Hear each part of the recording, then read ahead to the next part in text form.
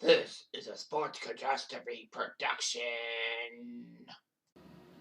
Hey there, hello there. It's Jeff Cutter. I want to welcome you to another Sports Catastrophe birthday boy. And the birthday boy for today, November the 12th, is a man whose his home run records are dogged because of performance enhancing drugs. He played 19 years in Major League Baseball, especially with the Chicago Cubs. He was a feared hitter, and by 1998, he was hitting 60 plus home runs often.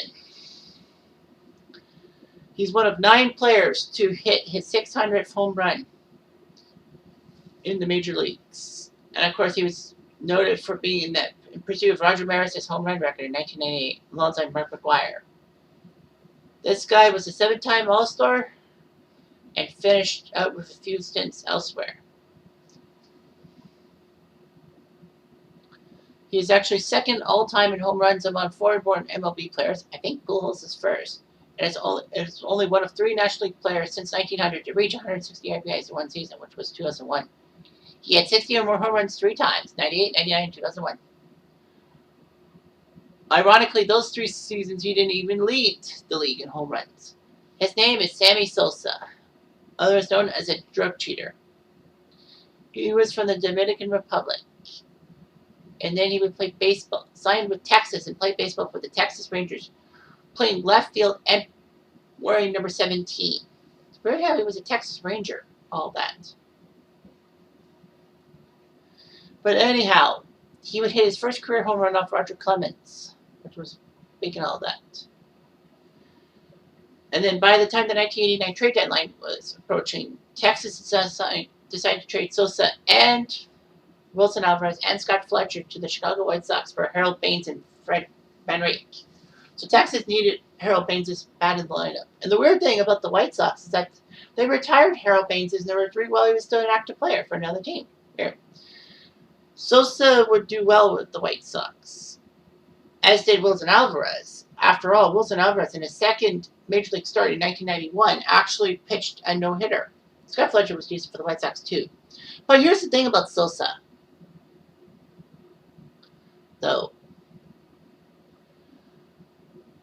When George W. Bush, or Bush Jr., was running for presidency in 2000, he said that one of his biggest mistakes as part owner of the Texas Rangers, was to get rid of Sosa. But anyway, Sosa did okay as a youngster. 233 with 15 home runs, 70 RBIs in his first season. He struck out a lot. He really slumped in 91. He was batting 203 that year. So before the 92 season, the White Sox knew they needed a good bat, and they decided to get George Bell from the Cubs, their crosstown rivals. So the White Sox traded Sosa and Ken Patterson to the Cubs for George Bell. Sosa did okay, but in 93 he took off, batting 261 with 33 home runs, 93 RBIs. He stole 38 bases and became the first Cubs player to go 30-30, which meant 30 home runs, 30 RBIs. Sosa would continue to hit for power and speed and improved his batting average. So everything was looking good for him, getting home runs and all that. He was a threat, especially in 1988. He was a massive threat. Of course, he and McGwire were trying to chase Roger Maris's record of 61. That was in 61. Of course, with the fact that there was a new team, 2 new teams in the National League, one by expansion and one by switching leagues. There were more teams and more non-ready for primetime pitchers.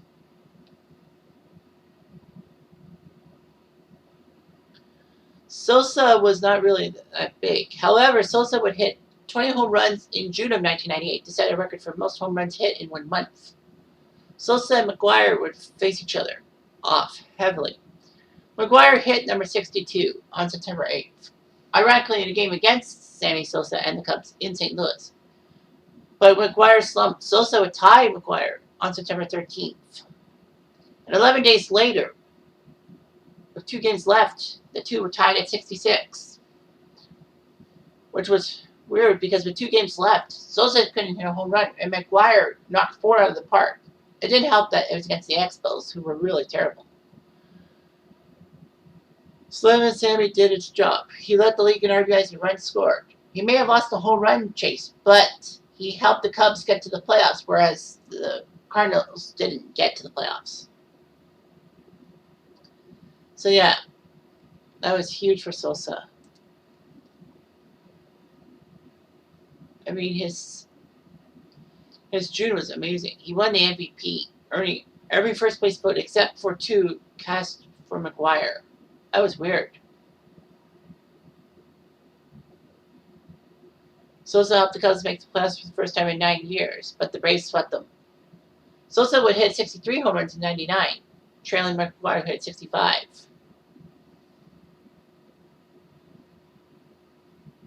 After a 15 home run season in 2000, he hit 64 again in 2001, which was great. Sadly, though, he didn't lead the league because Barry Bonds and his Belco field range of 73 home runs was that mark.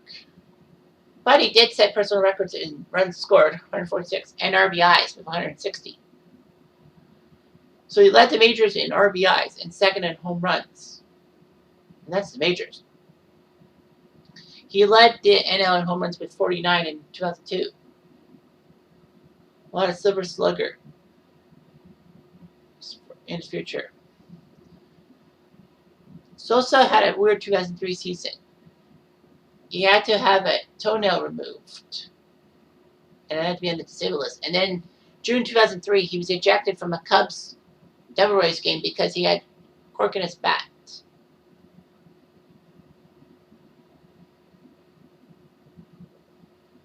Sosa was given an 8-game suspension, which was only reduced to 7.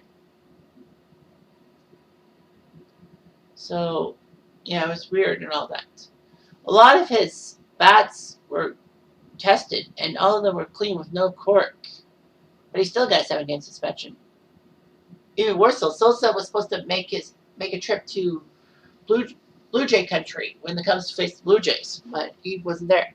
Sosa hit 40 home runs that year and 2 more in the NLCS. Sosa would have injury issues. And then before the 2005 season, Sosa was traded to Baltimore for Jerry Harrison Jr. and a pair of other guys. So it was huge that, Sosa would be traded. Sosa had $17 million earned in 2005, with the Cubs paying $7 million of it. So Sammy and Palmeiro were the first 500 home run club members in history to play together on the same team after reaching the 500 home run plateau. So Palmeiro had hit 500 home runs and all that. Anyway, Sosa had his worst performance since 1992, and the Orioles decided not to give him a contract. Made him a free agent.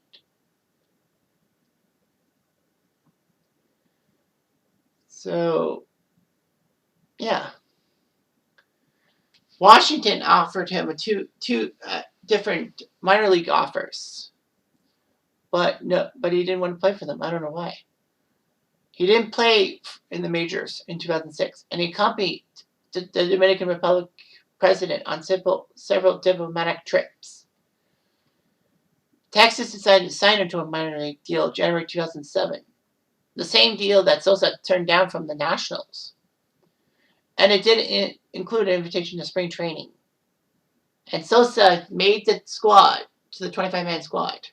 He was basically the DH/right fielder.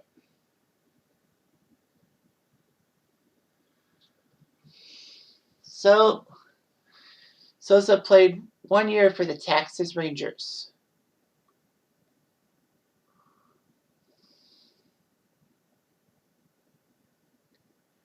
And he got a 600 home run, ironically, against the Cubs.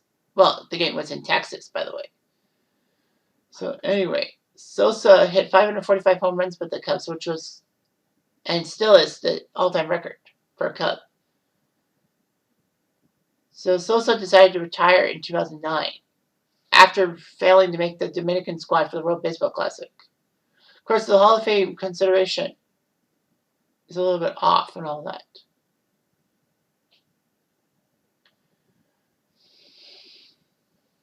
because of the drug issues, getting to the Hall of Fame won't be that easy. Well, Sosa was not elected to the Hall of Fame. His highest percentage is 17%, where you need 75. So it's 2021. Next year's ballot will be the last time that Sosa's name will be on the ballot. If he fails, he'll have to be in by the Veterans Committee, and he'll have to wait years and years and years. Anyway, Sosa is married with 6 children.